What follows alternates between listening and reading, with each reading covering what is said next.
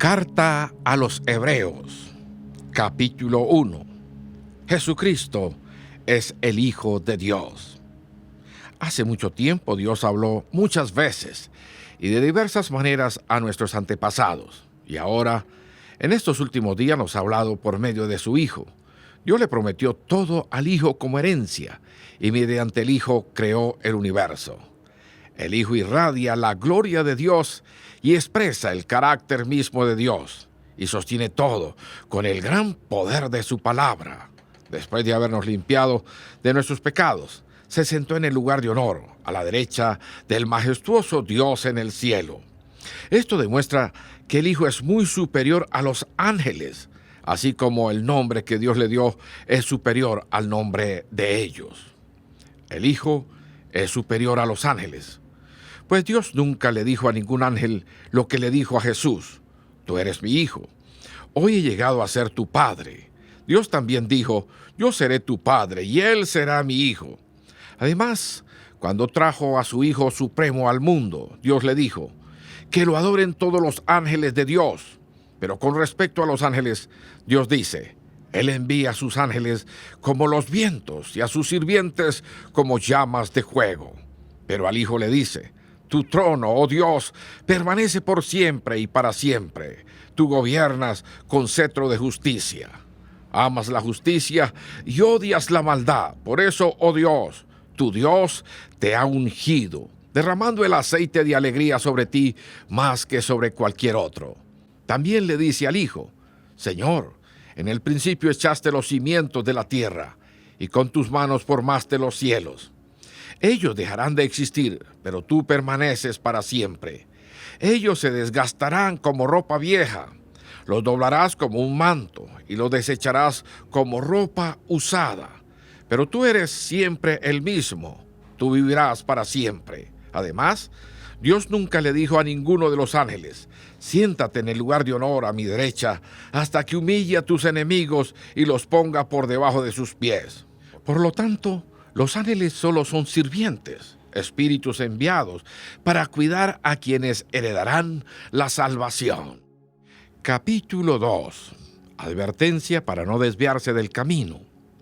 Así que debemos prestar mucha atención a las verdades que hemos oído, no sea que nos desviemos de ellas, pues el mensaje que Dios transmitió mediante los ángeles se ha mantenido siempre firme, y toda infracción de la ley y todo acto de desobediencia recibió el castigo que merecía. Entonces, ¿qué nos hace pensar que podemos escapar si descuidamos esta salvación tan grande que primeramente fue anunciada por el mismo Señor Jesús y luego nos fue transmitida por quienes lo oyeron hablar? Además, Dios confirmó el mensaje mediante señales, maravillas, diversos milagros y dones del Espíritu Santo según su voluntad. Jesús, el hombre. Es más, no son los ángeles quienes gobernarán el mundo futuro del cual hablamos, porque en cierto lugar las Escrituras dicen: ¿qué son los simples mortales para que pienses en ellos, o el Hijo del Hombre para que te preocupes por él?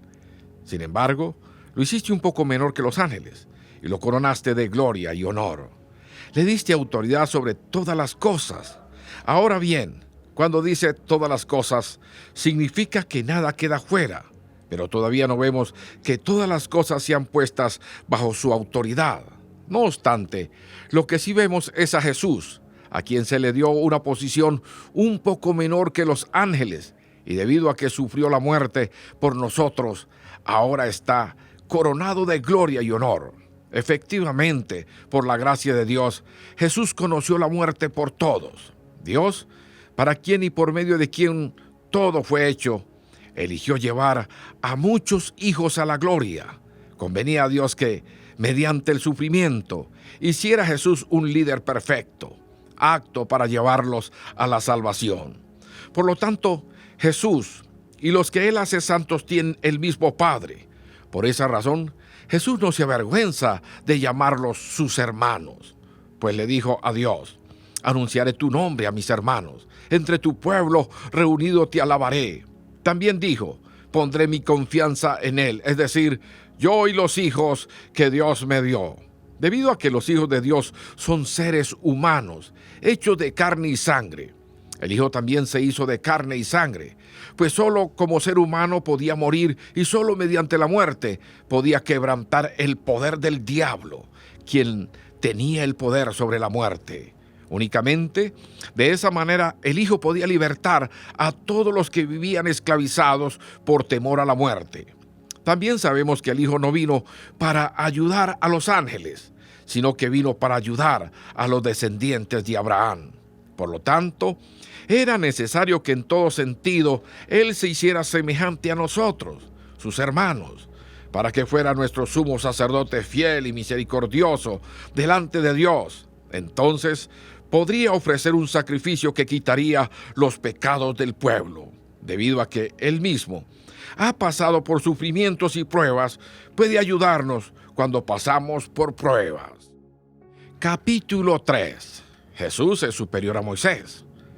Así que, amados hermanos, ustedes que pertenecen a Dios y tienen parte en los que han sido llamados al cielo, consideren detenidamente a este Jesús, a quien declaramos mensajero de Dios y sumo sacerdote. Pues Él fue fiel a Dios, quien lo nombró, así como Moisés fue fiel cuando se le encomendó toda la casa de Dios. Pero Jesús merece mucha más gloria que Moisés, así como el que construye una casa merece más elogio que la casa misma, pues cada casa tiene un constructor, pero el que construyó todo es Dios.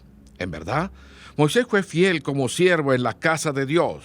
Su trabajo fue una ilustración de las verdades que Dios daría a conocer tiempo después. Pero Cristo, como Hijo, está a cargo de toda la casa de Dios, y nosotros somos la casa de Dios si nos armamos de valor y permanecemos confiados en nuestra esperanza en Cristo.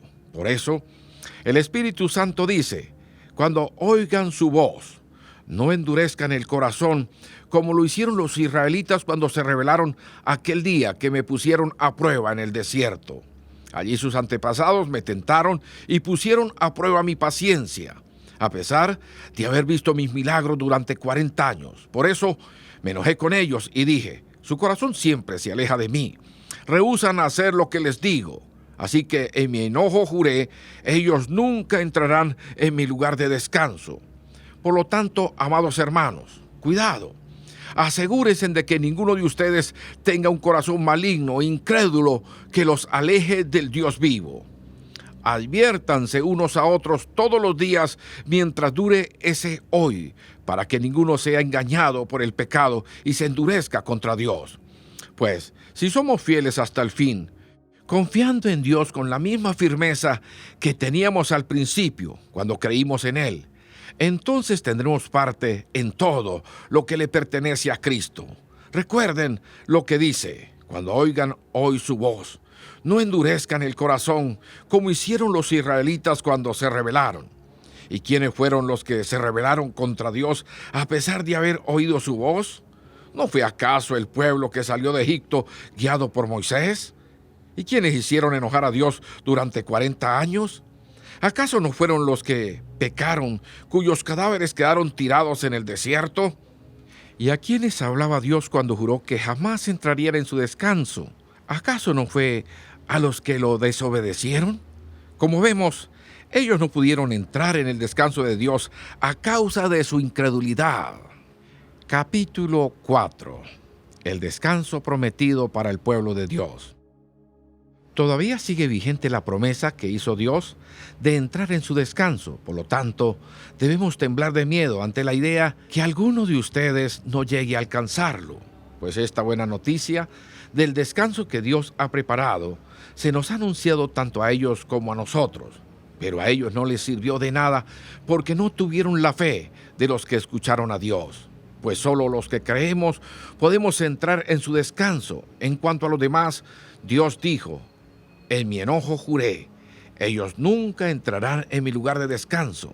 Si bien ese descanso está preparado desde que Él hizo el mundo, sabemos que está preparado debido al pasaje en las Escrituras que menciona el séptimo día. En el séptimo día Dios descansó de todo su trabajo. Pero en el otro pasaje Dios dijo: nunca entrarán en mi lugar de descanso. Así que el descanso de Dios está disponible para que la gente entre.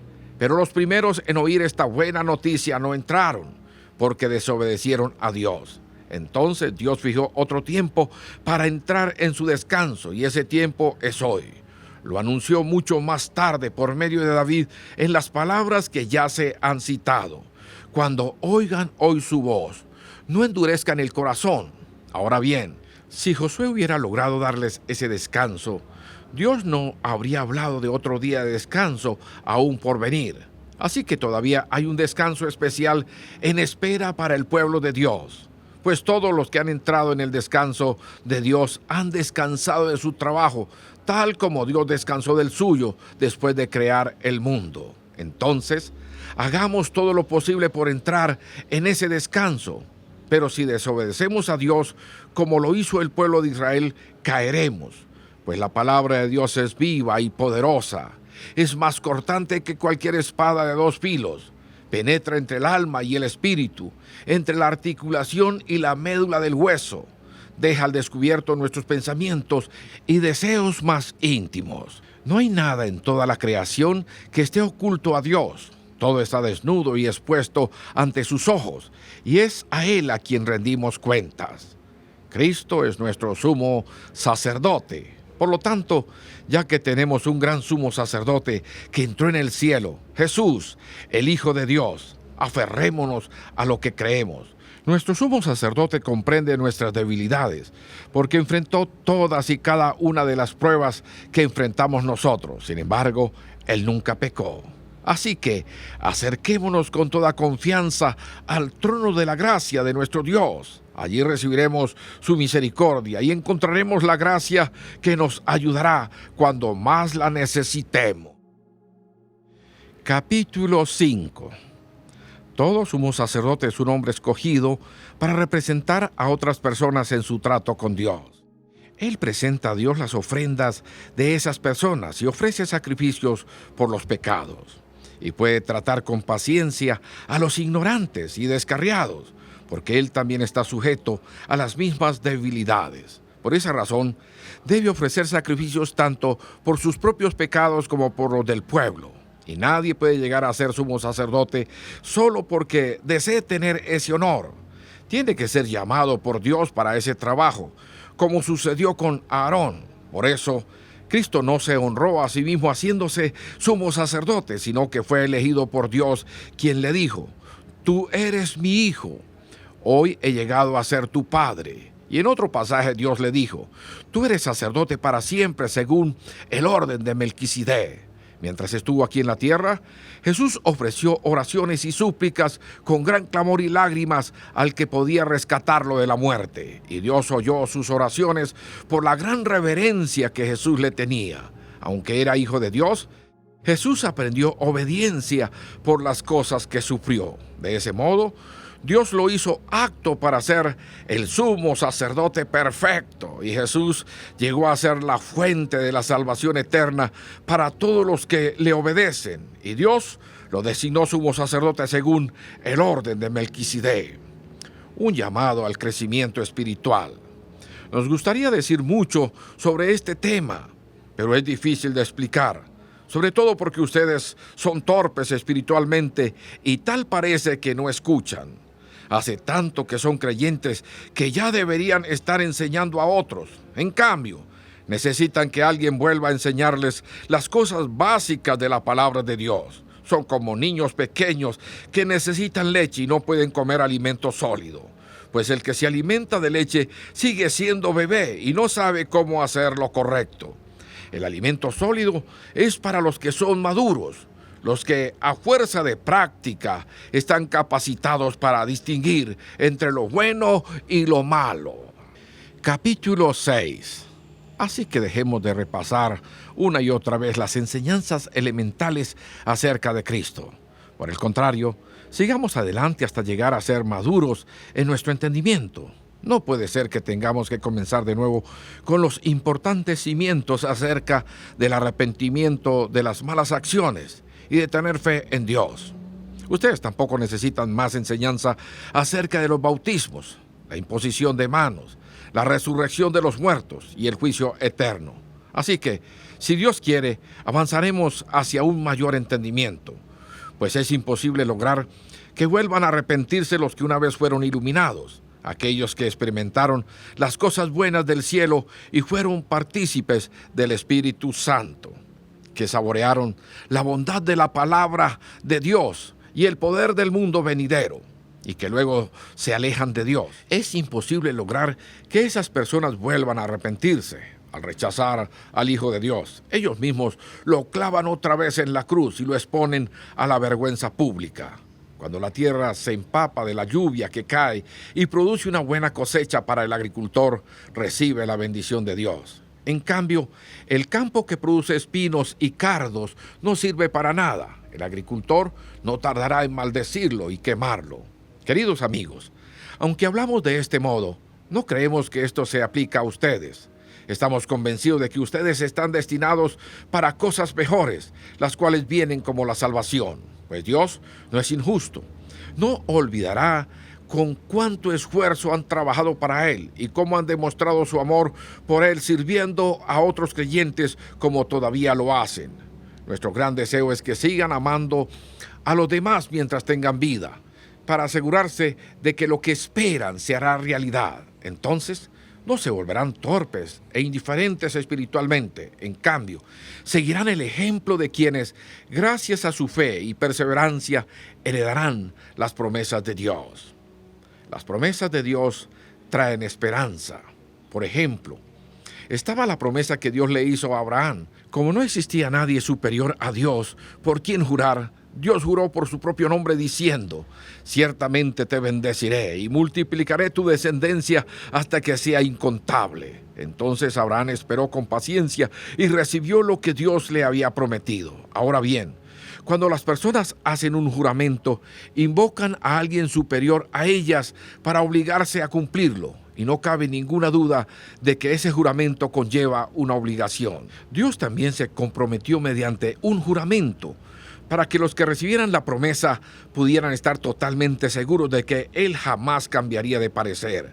Así que Dios ha hecho ambas cosas, la promesa y el juramento. Estas dos cosas no pueden cambiar, porque es imposible que Dios mienta. Por lo tanto, los que hemos acudido a Él en busca de refugio, podemos estar bien confiados, aferrándonos a la esperanza que está delante de nosotros. Esta esperanza es un ancla firme y confiable para el alma. Nos conduce a través de la cortina al santuario interior de Dios. Jesús ya entró allí por nosotros. Él ha llegado a ser nuestro eterno sumo sacerdote, según el orden de Melquisedec. Capítulo 7. Melquisedec es superior a Abraham. Este Melquisedec fue rey de la ciudad de Salem y también sacerdote del Dios Altísimo. Cuando Abraham regresaba triunfante de una gran batalla contra los reyes, Melquisedec salió a su encuentro y lo bendijo. Después Abraham tomó la 10ª parte de todo lo que había capturado en la batalla y se la dio a Melquisedec. El nombre Melquisedec significa rey de justicia y rey de Salem significa rey de paz. No hay registro de su padre, ni de su madre, ni de ninguno de sus antepasados. No hay principio ni fin de su vida. A semejanza del Hijo de Dios, sigue siendo sacerdote para siempre. Consideren entonces la grandeza de este Melquisedec. Incluso Abraham, el gran patriarca de Israel, reconoció esto al entregarle la 10ª parte de lo que había capturado en la batalla.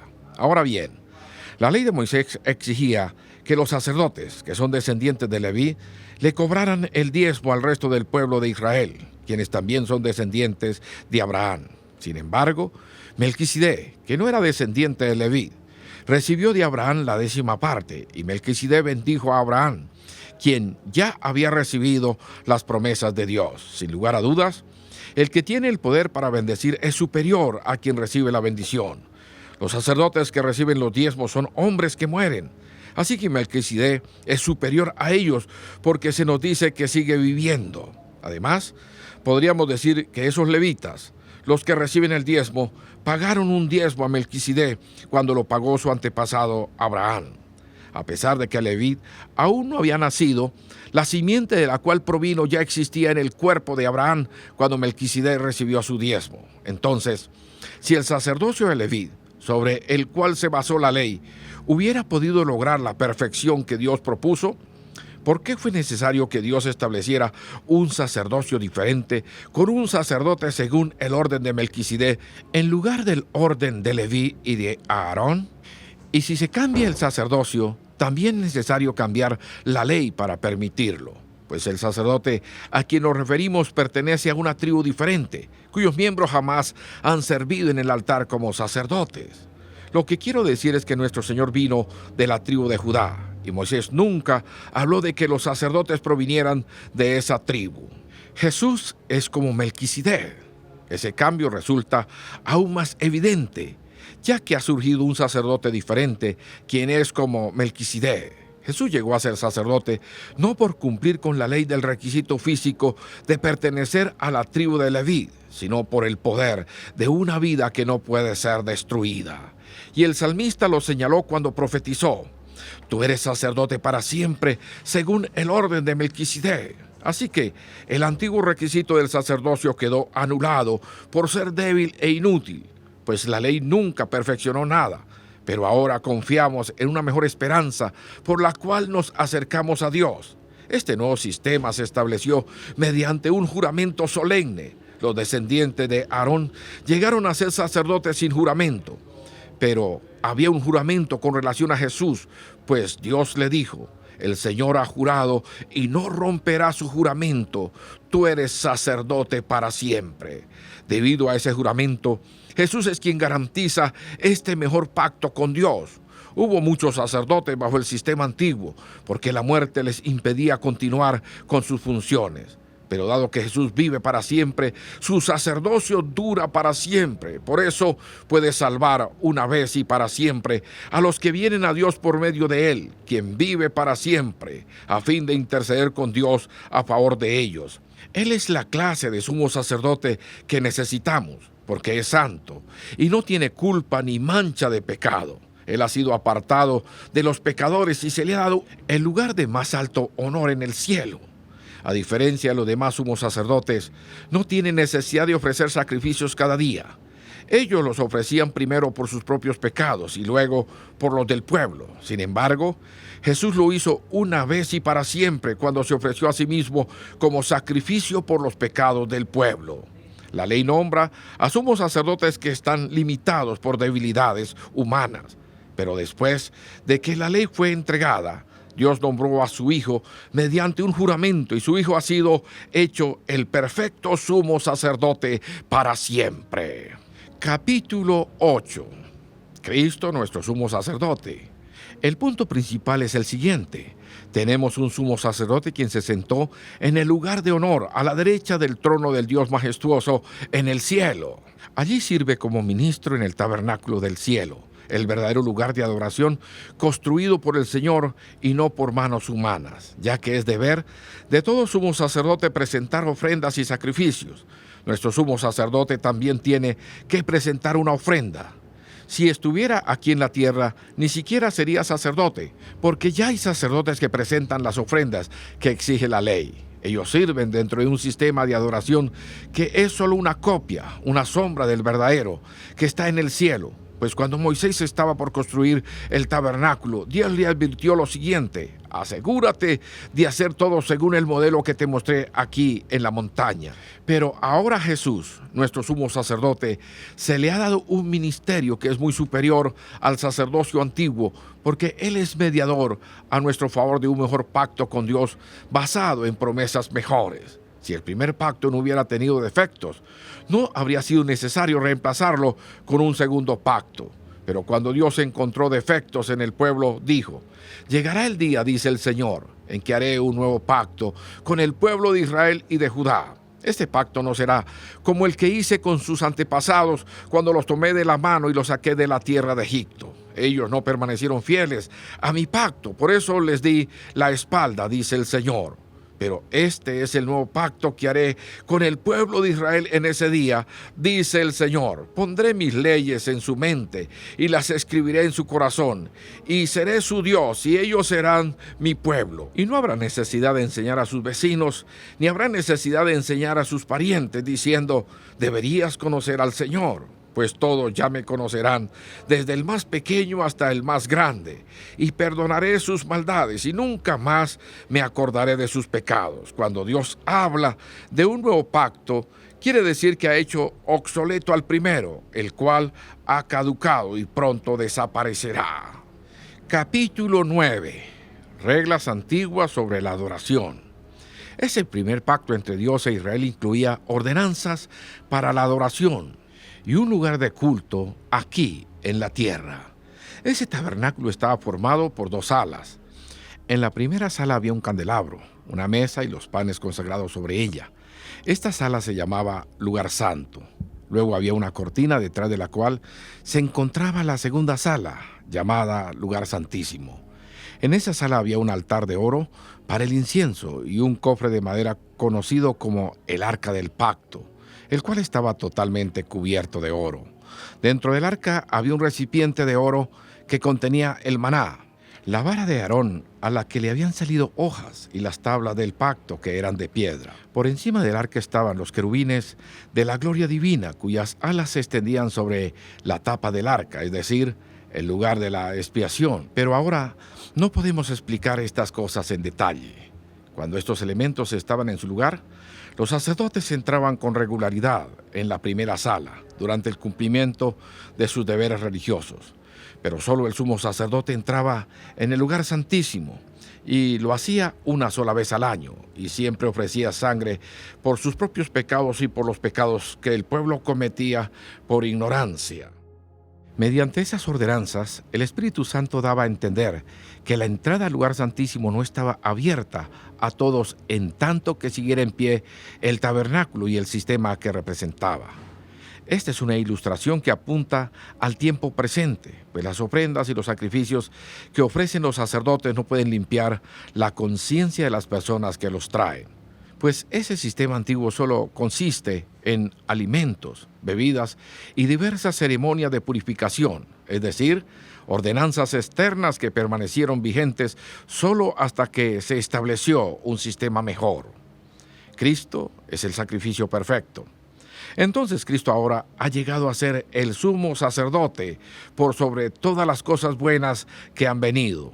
Él entró en ese tabernáculo superior y más perfecto que está en el cielo, el cual no fue hecho por manos humanas ni forma parte del mundo creado. Con su propia sangre, no con la sangre de cabras ni de becerros, entró en el lugar santísimo una sola vez y para siempre y aseguró nuestra redención eterna. Bajo el sistema antiguo, la sangre de cabras y toros y las cenizas de una novilla podían limpiar el cuerpo de las personas que estaban ceremonialmente impuras. Imagínense cuánto más la sangre de Cristo nos purificará la conciencia de acciones pecaminosas para que adoremos al Dios viviente, pues por el poder del Espíritu Eterno, Cristo se ofreció a sí mismo a Dios como sacrificio perfecto por nuestros pecados. Y por eso, Él es el mediador de un nuevo pacto entre Dios y la gente, para que todos los que son llamados puedan recibir la herencia eterna que Dios les ha prometido. Pues Cristo murió para librarlos del castigo por los pecados que habían cometido bajo ese primer pacto. Ahora bien, cuando alguien deja un testamento, es necesario comprobar que la persona que lo hizo ha muerto. El testamento solo entra en vigencia después de la muerte de la persona. Mientras viva el que lo hizo, el testamento no puede entrar en vigencia. Por eso, aún el primer pacto fue puesto en vigencia con la sangre de un animal. Pues después de que Moisés había leído cada uno de los mandamientos de Dios a todo el pueblo, tomó la sangre de los becerros y las cabras junto con agua y roció tanto el libro de la ley de Dios como a todo el pueblo con ramas de hisopo y lana de color escarlata. Entonces dijo: esta sangre confirma el pacto que Dios ha hecho con ustedes. De la misma manera, roció con la sangre el tabernáculo y todo lo que se usaba para adorar a Dios. De hecho, según la ley de Moisés, casi todo se purificaba con sangre, porque sin derramamiento de sangre no hay perdón. Por esa razón, el tabernáculo y todo lo que en él había, que eran copias de las cosas del cielo, debían ser purificados mediante la sangre de animales, pero las cosas verdaderas del cielo debían ser purificadas mediante sacrificios superiores a la sangre de animales, pues Cristo No entró en un lugar santo hecho por manos humanas, que era solo una copia del verdadero que está en el cielo. Él entró en el cielo mismo para presentarse ahora delante de Dios a favor de nosotros. Y no entró en el cielo para ofrecerse a sí mismo una y otra vez, como lo hace el sumo sacerdote aquí en la tierra, que entra en el lugar santísimo año tras año con la sangre de un animal. Si eso hubiera sido necesario, Cristo tendría que haber sufrido la muerte una y otra vez, desde el principio del mundo. Pero ahora, en el fin de los tiempos, Cristo se presentó una sola vez y para siempre para quitar el pecado mediante su propia muerte en sacrificio. Y así como cada persona está destinada a morir una sola vez y después vendrá el juicio, así también Cristo murió en sacrificio una sola vez y para siempre, a fin de quitar los pecados de muchas personas. Cristo vendrá otra vez, no para ocuparse de nuestros pecados, sino para traer salvación a todos los que esperan con anhelo su venida. Capítulo 10. El sacrificio de Cristo, una vez y para siempre. El sistema antiguo bajo la ley de Moisés era solo una sombra, un tenue anticipo de las cosas buenas por venir, no las cosas buenas en sí mismas. Bajo aquel sistema se repetían los sacrificios una y otra vez, año tras año, pero nunca pudieron limpiar por completo a quienes venían a adorar. Si los sacrificios hubieran podido limpiar por completo, entonces habrían dejado de ofrecerlos, porque los adoradores se habrían purificado una sola vez y para siempre, y habrían desaparecido los sentimientos de culpa. Pero en realidad, esos sacrificios le recordaban sus pecados año tras año, pues no es posible que la sangre de los toros y de las cabras quite los pecados. Por eso, cuando Cristo vino al mundo, le dijo a Dios: tú no quisiste sacrificios de animales ni ofrendas por el pecado, pero me has dado un cuerpo para ofrecer.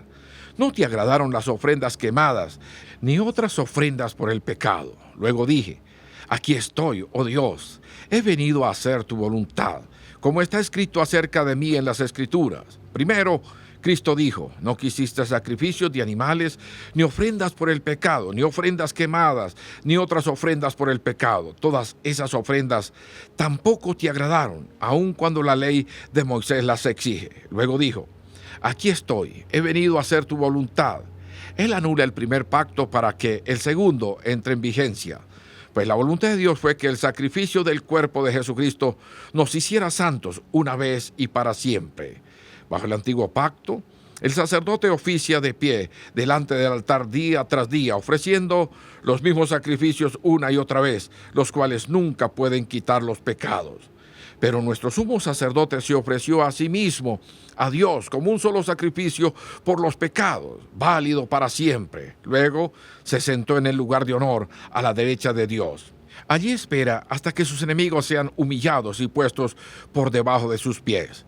Pues mediante esa única ofrenda, Él perfeccionó para siempre a los que está haciendo santos.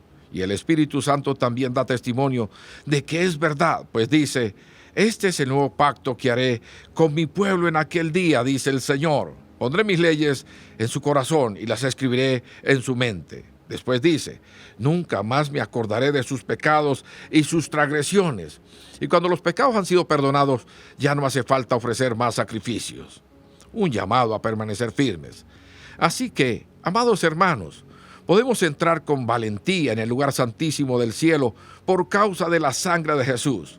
Por su muerte, Jesús abrió un nuevo camino, un camino que da vida, a través de la cortina al lugar santísimo. Ya que tenemos un gran sumo sacerdote que gobierna la casa de Dios, entremos directamente a la presencia de Dios con corazón sincero y con plena confianza en Él, pues nuestra conciencia culpable ha sido rociada con la sangre de Cristo a fin de purificarnos, y nuestro cuerpo ha sido lavado con agua pura. Mantengámonos firmes, sin titubear, en la esperanza que afirmamos, porque se puede confiar en que Dios cumplirá su promesa.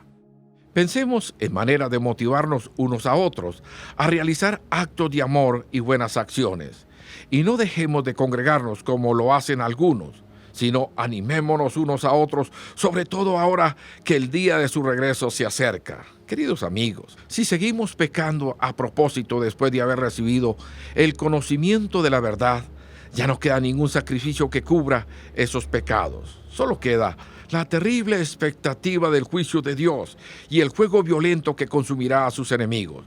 Pues todo el que rehúsa obedecer la ley de Moisés era ejecutado sin compasión por el testimonio de 2 o 3 testigos. Piensen pues, cuánto mayor será el castigo para quienes han pisoteado al Hijo de Dios y han considerado la sangre del pacto, la cual nos hizo santos, como si fuera algo vulgar e inmundo, y han insultado y despreciado al Espíritu Santo, que nos trae la misericordia de Dios.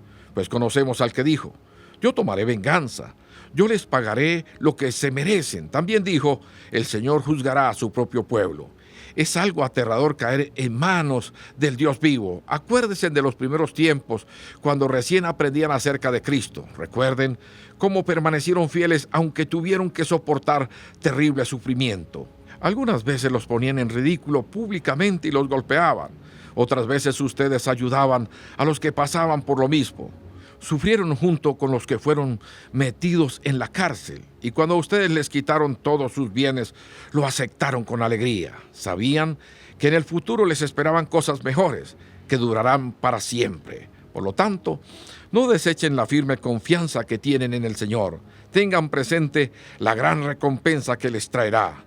Perseverar con paciencia es lo que necesitan ahora para seguir haciendo la voluntad de Dios. Entonces recibirán todo lo que Él ha prometido, pues dentro de muy poco tiempo aquel que viene vendrá sin demorarse. Mis justos vivirán por la fe, pero no me agradará aquel que se aparte de mí. Pero nosotros no somos de los que se apartan de Dios hacia su propia destrucción. Somos los fieles y nuestras almas serán salvas. Capítulo 11. Grandes ejemplos de fe. La fe demuestra la realidad de lo que esperamos. Es la evidencia de las cosas que no podemos ver. Por su fe, la gente de antaño gozó de una buena reputación. Por la fe entendemos que todo el universo fue formado por orden de Dios, de modo que lo que ahora vemos no vino de cosas visibles. Fue por la fe que Abel presentó a Dios una ofrenda más aceptable que la que presentó Caín. La ofrenda de Abel demostró que era un hombre justo, y Dios aprobó sus ofrendas. Aunque Abel murió hace mucho tiempo, todavía nos habla por su ejemplo de fe. Fue por la fe que no ascendió al cielo sin morir. Desapareció porque Dios se lo llevó. Pues antes de ser llevado, lo conocían como una persona que agradaba a Dios. De hecho, sin fe es imposible agradar a Dios. Todo el que desea acercarse a Dios debe creer que Él existe y que Él recompensa a los que lo buscan con sinceridad. Fue por la fe que Noé construyó un barco grande para salvar a su familia del diluvio en obediencia a Dios, quien le advirtió de cosas que nunca antes habían sucedido. Por su fe, Noé condenó al resto del mundo y recibió la justicia que viene por la fe. Fue por la fe que Abraham obedeció cuando Dios lo llamó para que dejara su tierra y fuera a otra que él le daría por herencia. Se fue sin saber a dónde iba. Incluso cuando llegó a la tierra que Dios le había prometido, vivió allí por fe, pues era como un extranjero que vive en carpas. Lo mismo hicieron Isaac y Jacob, quienes heredaron la misma promesa. Abraham esperaba con confianza una ciudad de cimientos eternos, una ciudad diseñada y construida por Dios. Fue por la fe que hasta Sara pudo tener un hijo a pesar de ser estéril y demasiado anciana. Ella creyó que Dios cumpliría su promesa, así que una nación entera provino de este solo hombre, quien estaba casi muerto en cuanto a tener hijos. Una nación con tantos habitantes que, como las estrellas de los cielos y la arena de la orilla del mar, es imposible contar. Todas estas personas murieron aún creyendo lo que Dios les había prometido. Y aunque no recibieron lo prometido, lo vieron desde lejos, lo aceptaron con gusto. Coincidieron en que eran extranjeros y nómadas aquí en este mundo. Es obvio que quienes se expresan así esperan tener su propio país. Si hubieran añorado el país del que salieron, bien podrían haber regresado. Sin embargo, buscaban un lugar mejor, una patria celestial. Por eso, Dios no se avergüenza de ser llamado el Dios de ellos, pues les ha preparado una ciudad. Fue por la fe que Abraham ofreció a Isaac en sacrificio cuando Dios lo puso a prueba. Abraham, quien había recibido las promesas de Dios, estuvo dispuesto a sacrificar a su único hijo Isaac, aun cuando Dios le había dicho: Isaac es el hijo mediante el cual procederán tus descendientes. Abraham llegó a la conclusión de que si Isaac moría, Dios tenía el poder para volverlo a la vida, y en cierto sentido Abraham recibió de vuelta a su hijo de entre los muertos. Fue por la fe que Isaac prometió a sus hijos Jacob y Esaú bendiciones para el futuro. Fue por la fe que Jacob, cuando ya era anciano y estaba por morir, bendijo a cada uno de los hijos de José y se inclinó para adorar, apoyado en su vara. Fue por la fe que José, cuando iba a morir, declaró con confianza que el pueblo de Israel saldría de Egipto. Incluso les mandó que se llevaran sus huesos cuando ellos salieran. Fue por la fe que cuando nació Moisés, sus padres lo escondieron durante 3 meses. Vieron que Dios les había dado un hijo fuera de lo común y no tuvieron temor de desobedecer la orden del rey. Fue por la fe que Moisés, cuando ya fue adulto, rehusó llamarse hijo de la hija del faraón. Prefirió ser maltratado con el pueblo de Dios a disfrutar de los placeres momentáneos del pecado. Consideró que era mejor sufrir por causa de Cristo que poseer los tesoros de Egipto, pues tenía la mirada puesta en la gran recompensa que recibiría. Fue por la fe que Moisés salió de la tierra de Egipto sin temer el enojo del rey. Siguió firme en su camino porque tenía los ojos puestos en el invisible. Fue por la fe que Moisés ordenó que el pueblo de Israel celebrara la Pascua y rociara con sangre los marcos de las puertas para que el ángel de la muerte no matara a ninguno de sus primeros hijos varones. Fue por la fe que el pueblo de Israel atravesó el Mar Rojo como si estuviera pisando tierra seca. Pero cuando los egipcios intentaron seguirlos, murieron todos ahogados. Fue por la fe que el pueblo de Israel marchó alrededor de Jericó durante 7 días y las murallas se derrumbaron. Fue por la fe que Rahab, la prostituta, no fue destruida junto con los habitantes de su ciudad que se negaron a obedecer a Dios, pues ella había recibido en paz a los espías. ¿Cuánto más les tengo que decir? Se necesitaría demasiado tiempo para contarles acerca de la fe de Gedeón, Barak, Sansón, Jefté, David, Samuel y todos los profetas. Por la fe esas personas conquistaron reinos, gobernaron con justicia y recibieron lo que Dios les había prometido. Cerraron bocas de leones, apagaron llamas de fuego y escaparon de morir a filo de espada. Su debilidad se convirtió en fortaleza. Llegaron a ser poderosos en batalla e hicieron huir a ejércitos enteros. Hubo mujeres que recibieron otra vez con vida a sus seres queridos que habían muerto. Sin embargo, otros fueron torturados porque rechazaron negar a Dios a cambio de la libertad. Ellos pusieron su esperanza en una vida mejor que viene después de la resurrección. Algunos fueron ridiculizados y sus espaldas fueron laceradas con látigos. Otros fueron encadenados en prisiones. Algunos murieron apedreados. A otros los cortaron por la mitad con una sierra. Y a otros los mataron a espada. Algunos anduvieron vestidos con pieles de ovejas y cabras, desposeídos y oprimidos y maltratados. Este mundo no era digno de ellos. Vagaron por desiertos y montañas. Se escondieron en cuevas y hoyos de la tierra. Debido a su fe, todas esas personas gozaron de una buena reputación, aunque ninguno recibió todo lo que Dios le había prometido, pues Dios tenía preparado algo mejor para nosotros, de modo que ellos no llegaran a la perfección sin nosotros. Capítulo 12. La disciplina de Dios demuestra su amor. Por lo tanto, ya que estamos rodeados por una enorme multitud de testigos de la vida de fe, quitémonos todo peso que nos impida correr, especialmente el pecado que tan fácilmente nos hace tropezar, y corramos con perseverancia la carrera que Dios nos ha puesto por delante. Esto lo hacemos al fijar la mirada en Jesús, el campeón que inicia y perfecciona nuestra fe. Debido al gozo que le esperaba, Jesús soportó la cruz, sin importarle la vergüenza que ésta representaba. Ahora está sentado en el lugar de honor, junto al trono de Dios. Piensen en toda la hostilidad que soportó por parte de pecadores. Así, no se cansarán ni se darán por vencidos. Después de todo, ustedes aún no han dado su vida en la lucha contra el pecado. ¿Acaso olvidaron las palabras de aliento con que Dios les habló a ustedes como a hijos? Él dijo: Hijo mío, no tomes a la ligera la disciplina del Señor. y no te des por vencido cuando te corrige, pues el Señor disciplina a los que ama y castiga a todo el que recibe como hijo. Al soportar esta disciplina divina, recuerden que Dios los trata como a sus propios hijos. ¿Acaso alguien oyó hablar de un hijo que nunca fue disciplinado por su padre? Si Dios no lo disciplina a ustedes como lo hace con todos sus hijos, quiere decir que ustedes no son verdaderamente sus hijos, sino ilegítimos. Ya que respetábamos a nuestros padres terrenales que nos disciplinaban, entonces, ¿acaso no deberíamos someternos aún más a la disciplina del Padre de nuestro espíritu y así vivir para siempre? Pues nuestros padres terrenales nos disciplinaron durante algunos años, se hicieron lo mejor que pudieron, pero la disciplina de Dios siempre es buena para nosotros, a fin de que participemos de su santidad.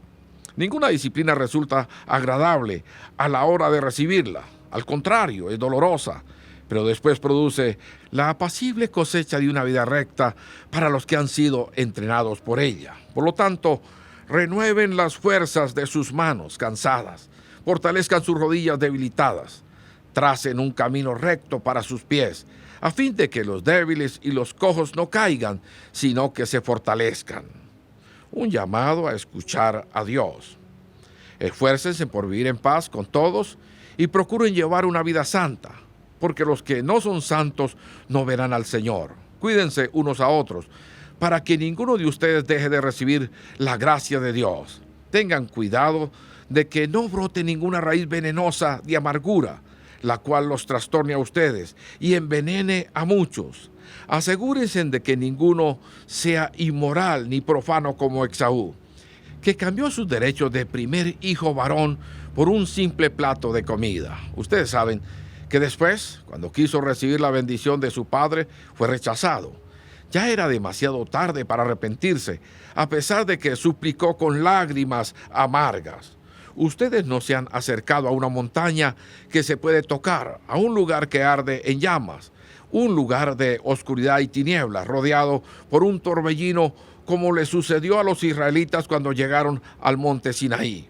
Ellos oyeron un imponente toque de trompeta y una voz tan temible que le suplicaron a Dios que dejara de hablar. Retrocedieron tambaleándose bajo el mandato de Dios. Si tan solo un animal toca la montaña, deberá morir apedreado. Incluso Moisés se asustó tanto de lo que vio que dijo: estoy temblando de miedo. En cambio, ustedes han llegado al monte de Sión, a la ciudad del Dios viviente, a la Jerusalén celestial y a los incontables miles de ángeles que se han reunido llenos de gozo.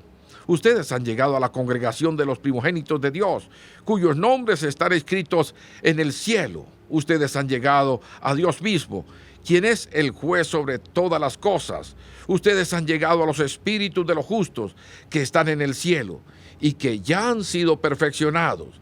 Ustedes han llegado a Jesús, el mediador del nuevo pacto entre Dios y la gente, y también a la sangre rociada, que habla de perdón en lugar de reclamar por venganza, como la sangre de Abel. Tengan cuidado de no negarse a escuchar a aquel que habla, pues si el pueblo de Israel no escapó cuando se negó a escuchar a Moisés, el mensajero terrenal, ciertamente nosotros tampoco escaparemos si rechazamos a aquel que nos habla desde el cielo. Cuando Dios habló desde el monte Sinaí, su voz hizo temblar la tierra, pero ahora Él hace otra promesa. Una vez más, haré temblar no solo la tierra, sino también los cielos. Eso significa que toda la creación será agitada y removida, para que solo permanezcan las cosas inconmovibles.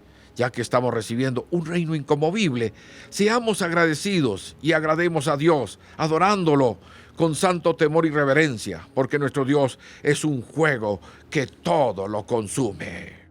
Capítulo 13. Palabras finales. Sigan amándose unos a otros como hermanos. No se olviden de brindar hospitalidad a los desconocidos, porque algunos que lo han hecho han hospedado ángeles sin darse cuenta. Acuérdense de aquellos que están en prisión como si ustedes mismos estuvieran allí.